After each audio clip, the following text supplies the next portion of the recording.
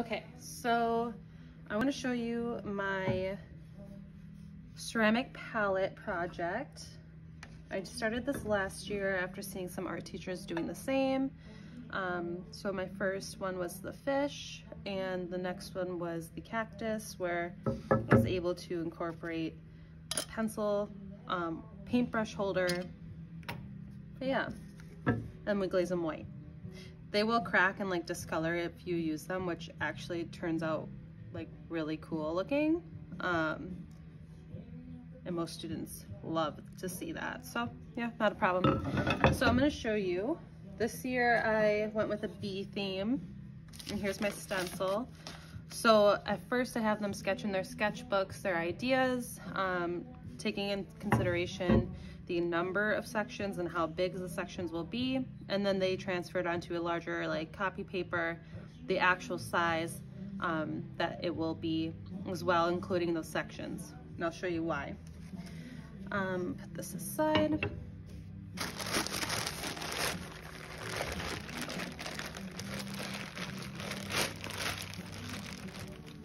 If you have a slab roller, it's gonna work a lot better. We have a slab roller, but it's currently broken. So I have a different way to roll even slabs, and it's using just some rulers. I taped 3 to each other so they're the same thickness, and it's about an inch, a little under an inch. Getting your clay, you'll want to wedge it for sure.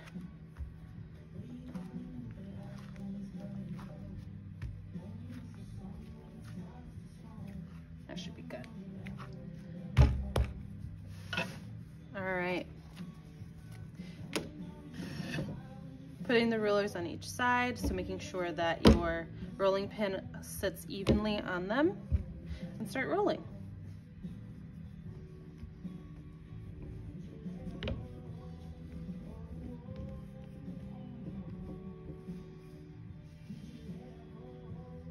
If it's longer, you can move your rulers. Okay, now I'm going to test it with my stencil. I clearly need some more on the wings on both sides, so my trick with that is to cut off where you don't need it. I'm putting it right on top, not where it would, where you want it, right on top of the clay, not next to it. And then I need some on that side. So again, right on top, not next to it, on top. And then roll that out.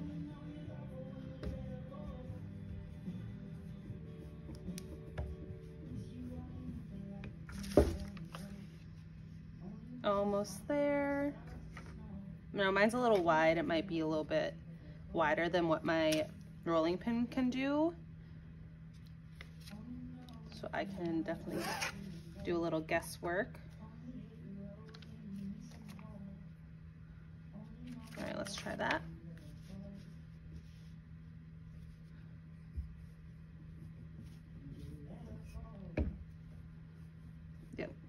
My rolling pin is not sitting on that left ruler, and that's fine. I'm gonna make sure it's still even. There it is. That's pretty good. So now I'm gonna cut it out with a needle tool.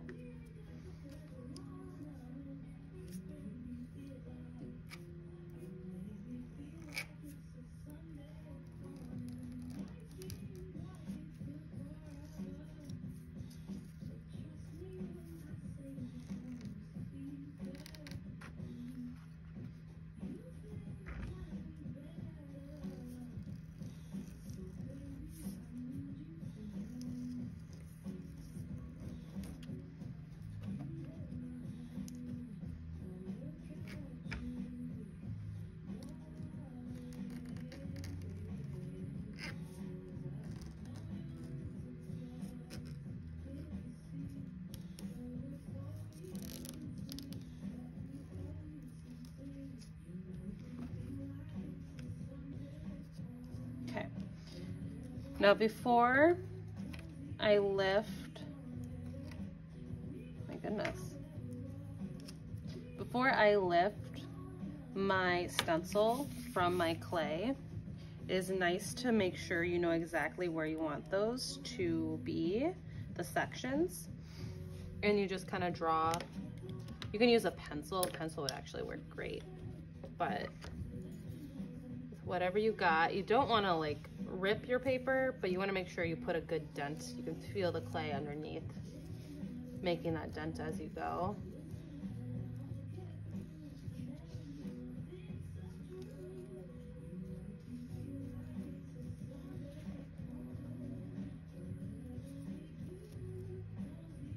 Okay, and now I can lift it. And now I can see those indentations of where my walls are going to be and where the sections I'm going to carve out are going to be. All right. With carving, I'm going to get a little closer.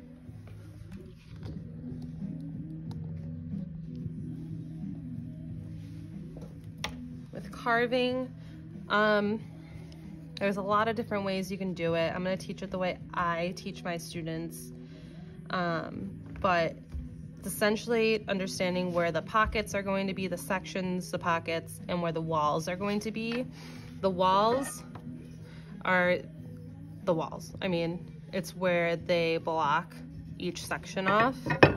Let's look at the B one. This is a wall, this is a wall, this is a wall. Inside where my name is and the year is, that's a pocket, that's a section. Okay, what I personally like to do is look at my indentations and draw out that pocket that I want to scoop out. Okay, I'll do the next one so you can see my wall.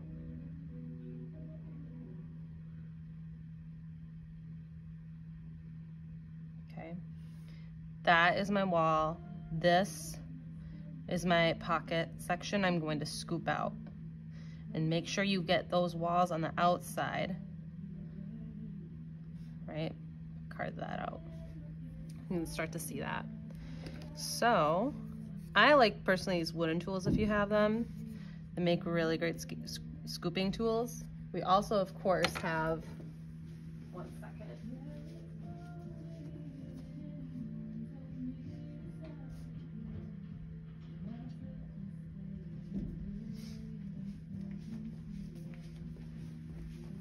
We used to have a bunch of these.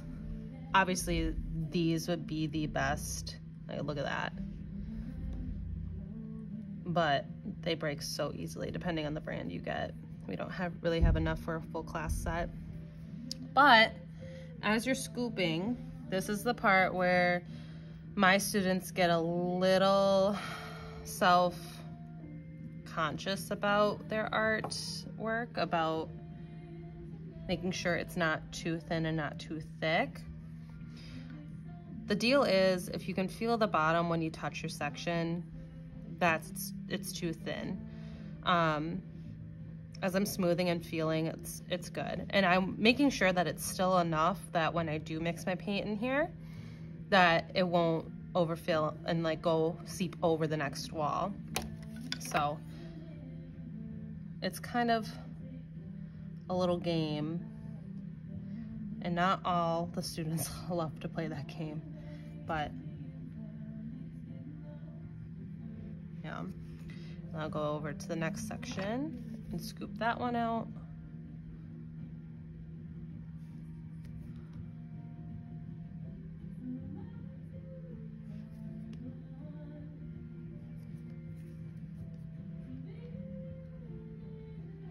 So you can see my walls right here on the outside are still there.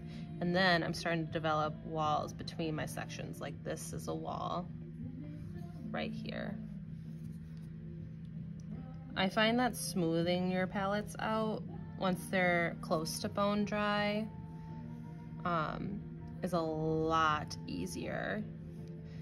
My students tend to fight the smoothing out part of the process, even though it looks so much better when it is smoothed out.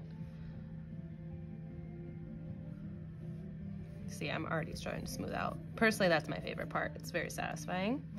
But a lot of my students do not particularly like that. Yeah. As for storing, because obviously not your entire class, not even one, should finish, at least within my time period of 45 minutes. So what we do for bagging up to continue next time, depending on the state of your clay, you might want to spray it, but put these little chunks out of the way. I have them keep their stencil too in case they do mess up. They don't have to redo it until they're fully done and it's bone dry. Then they can toss these. I have these little boards and we just transfer them on like a pizza.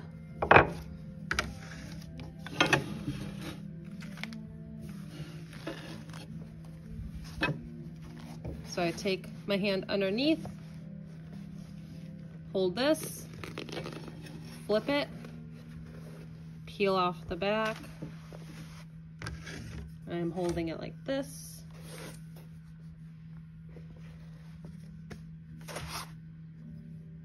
Okay, probably could have done that better because it's on the side, but you get the idea, like a little flip-flop transfer.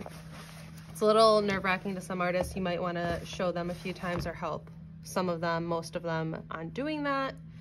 But yeah, I'm gonna try to flip-flop this a little bit better. There we go. And then we just use bags. I always have them double bag it and then spray it if need to. Don't soak your clay, spray it once or twice. I probably won't even spray this at all. It's like nice and wet. It should be fine. And when they do bag their clay, write your name on a piece of masking tape. When it's fully sealed, name on top. That way when people are grabbing theirs next class, they know whose is whose. But yeah, that's the process.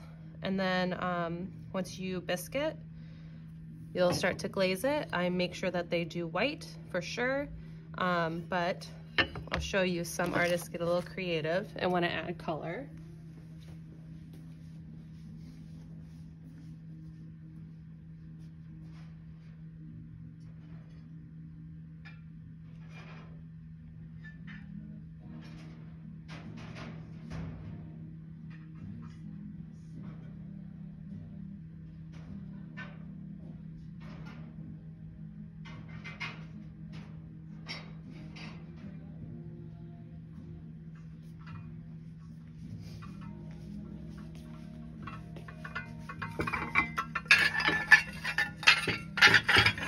Let me just show you actually a couple.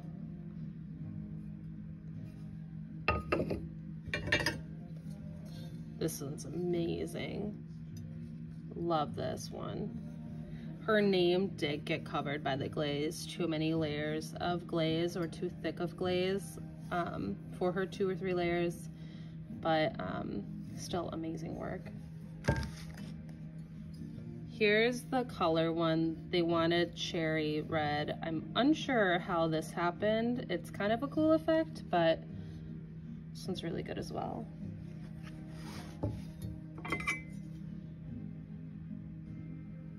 And then we also had a little bit of geometric artists wanting to do geometric into theirs. And that's always an option too. But yeah. Amazing work.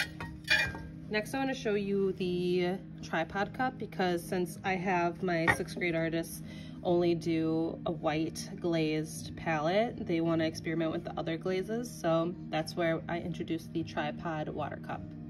So just give me a minute. All right, so for the tripod cup that goes with their palette, I always have them try to relate it somehow to their palette. So I did a honeybee, and then this one was mine. We have some texture rollers, so happens to have a little hexagon. I added a little bee, honeybee.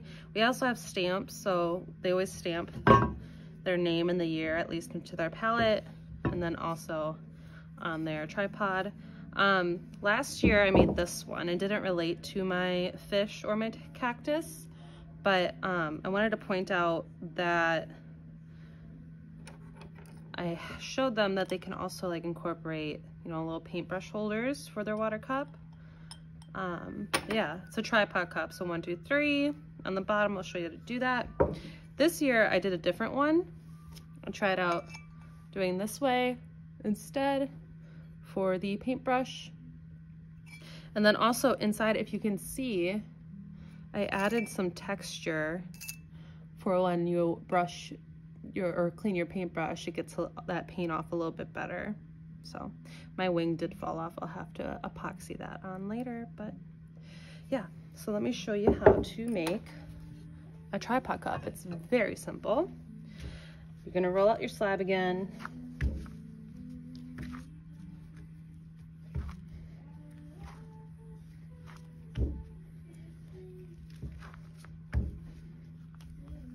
Okay. Grab these again.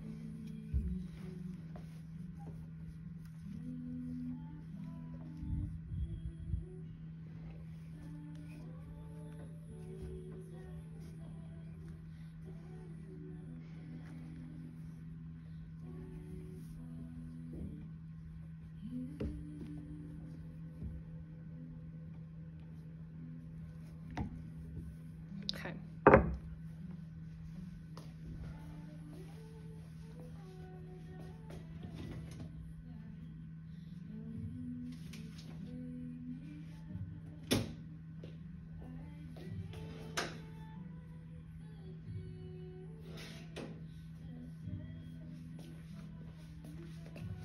For stencil, it's any rectangle, really, any size rectangle you want.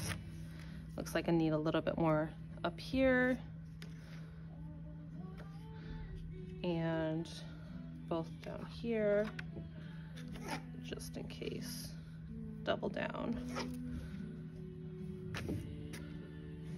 on my corners. Okay, we'll roll that out.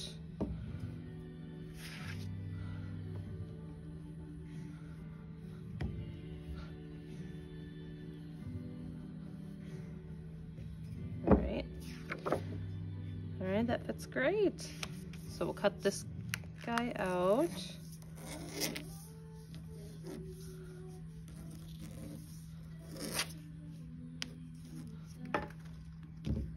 To get my rectangle. All right. Now with this, you're going to form it into a cylinder. Okay. Scoring and slipping.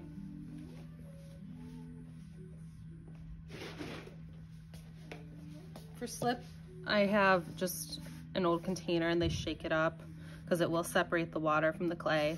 Shake it up. We'll use that. We'll use a needle tool.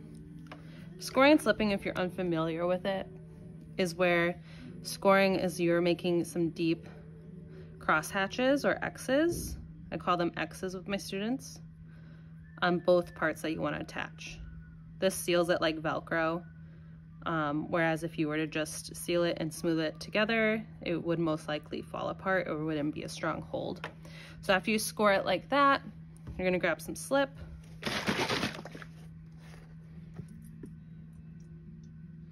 And slip is just really watered down clay. Kind of like a little bit more wet than cake batter. And you just put it onto those scored pieces. I use my finger. I teach the kids to use their finger, less paintbrushes, but you can use a glaze paintbrush too. And from there, you seal it together. I'm gonna push it a little bit more in down here.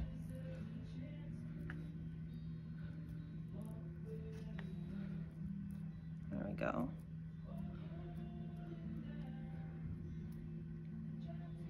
Okay.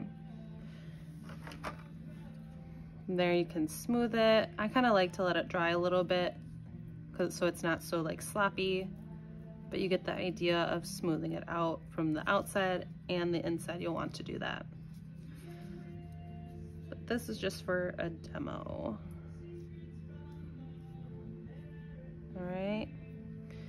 All right. Pretend that looks really pretty and nicely smoothed out, that I took my time. But from here, I want to show you the most important part of the tripod cup is the tripod part. So the feet, pick your top, pick your bottom, doesn't matter. And from here, with your cylinder, I have my kids practice this first. They put their fingers together like a triangle, their thumbs and their pointers, and all you're doing is closing that triangle onto your cylinder on the top / bottom. So from doing this, we're gonna do it onto here slowly so you can see it.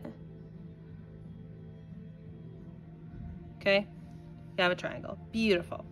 You're gonna smush it in a little bit more, and you're going to have a hole, okay? You want a chunk of clay, roll it into a sphere,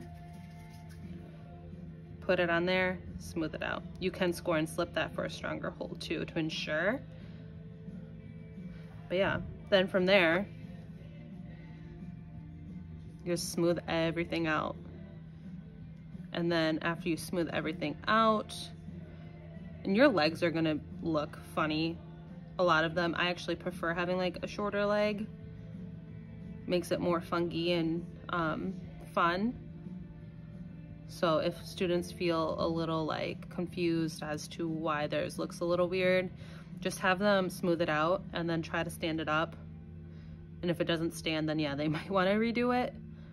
If it does stand, then yeah, talk them into having a really cool, funky, original tripod. So we'll test this out. I smoothed it out, test it out, it stands. Beautiful. The inside, yes, you can take a tool and try to smooth it out. It's not that big of a deal to me or my students, but yeah. And then from there, they can add their little textures or stamps or pencil holders, whatever they want to make it relate back to their palette theme. Yeah, if you wanted to get the texture like this one,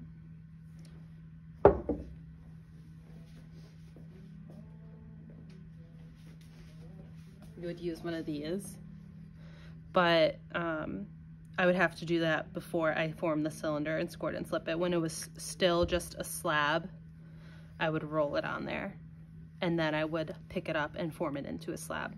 But yeah, that is all it takes for a tripod cup. If they want to do handles, be very cautious to score and slip and make sure it's really sturdy. You don't want them to pick it up later after bisqued or glazed and for it to just fall and break.